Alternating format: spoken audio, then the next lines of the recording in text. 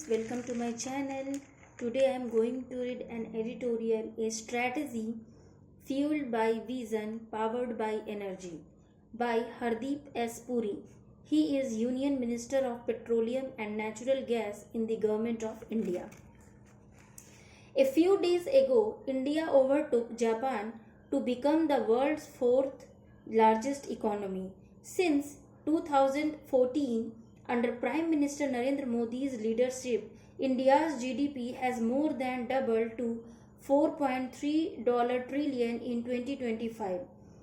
This is the result of a decade-long strategy centered on reforms, resilience, and relentless pursuit of self-reliance. India has not only become the world's fastest growing major economy but is also a strategic force. The energy sector, integral to this rise, has undergone a structural transformation. During the first year of Modi 3.0, building on 10 years of foundational change. More importantly, India's growth rate of 6.7% in the last quarter places it on a fast trajectory that none of the other countries can remotely hope to achieve in the coming years.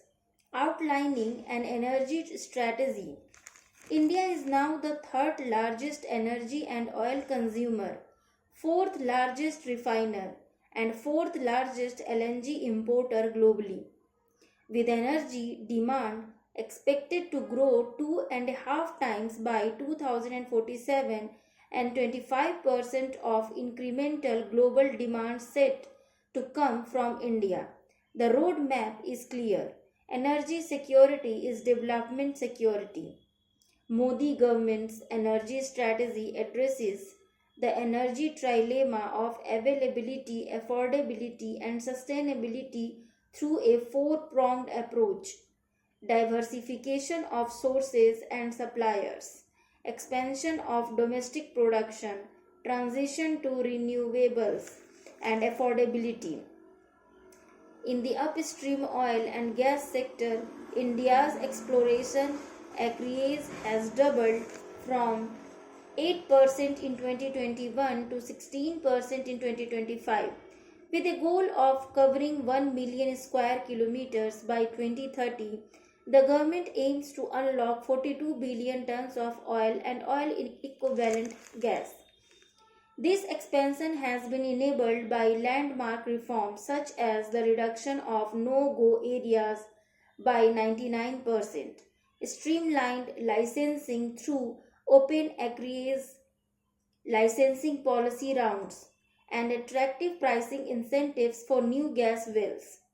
The revised gas pricing mechanism, linking price to 10% of the Indian crude basket and offering a 20% premium for new wells, has enhanced gas availability for city gas networks and industrial uses.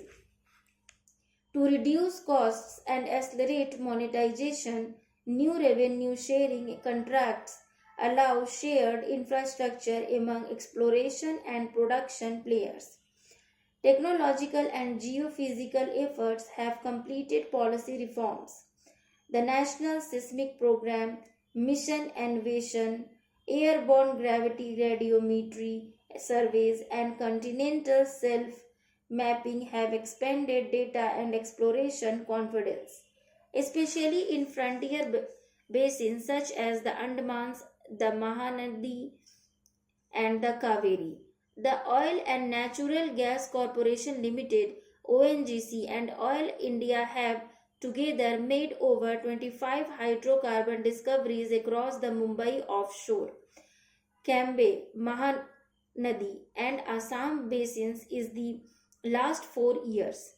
Noteworthy among these are the Suryamani and Vajramani wells on the west coast offshore and the Utkal and Konark fields on the east coast deep waters. These discoveries add over 75 million metric tons of oil equivalent and 2,700 million metric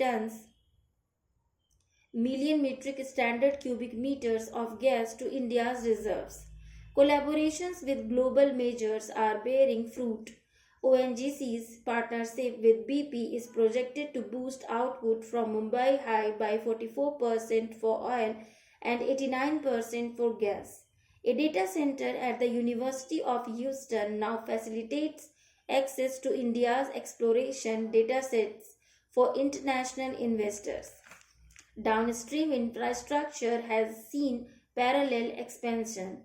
India now operates 24,000 kilometers of product pipelines, nearly 96,000 retail outlets, and has significantly strengthened its strategic reserves and LPG storage. Over 67 million people visit petrol pumps daily, which is testimony to the scale and efficiency of India's fuel supply ecosystem. India's city has network has grown from 55 geographic areas in 2014 to 307 in 2025, with piped natural gas connections up from 25 lakh to 1.5 crore and over 7,500 compressed natural gas stations in operation. Unified pipeline tariffs and city gas expansions have ensured affordable access even in distant states. The focus of the green strategy. Biofuels have emerged as a cornerstone of India's green strategy. Ethanol blending in petrol has surged from 1.5% in 2013 to 19.7% in 2025. Blending quantities have expanded from 38 crore liters to 484 crore liters. This has saved 1.26 lakh crore in foreign exchange, reduced emissions by 643 lakh metric ton, and paid 1.7 lakh rupees crore to distillers and over 1 lakh crore to farmers. Feedstock diversification ranging from molasses to maize has created a robust ethanol ecosystem. Parallelly, the Sustainable Alternative Towards Affordable Transportation initiative has commissioned over 100 compressed biogas plants and aims for a 5% CBG blending mandate by 2028. Central support for biomass procurement and CBG pipeline connectivity is accelerating circular energy adoption. Green hydrogen has been given a massive thrust with 8.62 lakh tons of production and 3,000 megawatt of electrolyzer tenders awarded.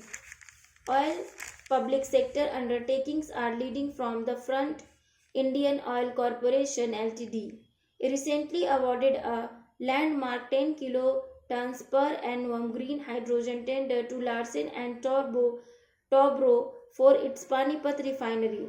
Bharat Petroleum Corporation Limited, Hindustan Petroleum Corporation Limited, and GAIL India Limited are similarly progressing with large-scale hydrogen projects, while the Numaligarh Refinery Limited's green hydrogen unit in Assam is poised to become a first in the northeast. India's natural gas pipeline network now spans over 25,000 km. It targets 33,000 km by 2030. Strategic pricing reforms and inclusion of gas in the no-cut category for transport and domestic production has increased steadily from 28.7 billion cubic meter in 2020 to 2021 to 36.4 BCM in 2023 to 2024, with further growth projected. No other country has so drastically altered its systems as India, as evinced by the Oil Fields Regulation and Development Amendment Act 2024, which has enabled hybrid leases, allowing renewables alongside hydrocarbons. Discovered small fields. Fields now operate under simplified contracts with minimal compliance burdens, unlocking marginal fields across basins. These sweeping policy reforms show that we are ready to tweak and do more to make India's upstream sector as competitive as any in the world. Through PM Gati Shakti, the Ministry of Petroleum and Natural Gas has digitally mapped over 1 lakh assets and pipelines, Integration with the National Master Plan ensures real-time project visibility and synergy across ministries. Key projects such as the Indo-Nepal pipeline and Samruddhi utility corridor have benefited from route optimization and cost savings of over 169 crore. A consumer outlook: affordability remains central despite global LPG prices rising by 58%. Pradhan Mantri Ujjwala Yojana beneficiaries pay 553 per cylinder, supported by targeted subsidies and compensation to oil companies.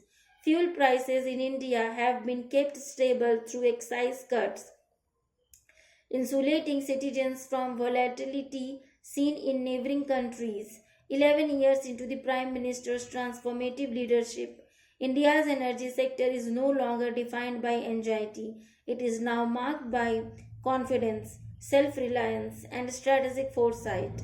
Energy is not just a commodity, it is a catalyst for sovereignty, security, and sustainable development. Thank you for listening.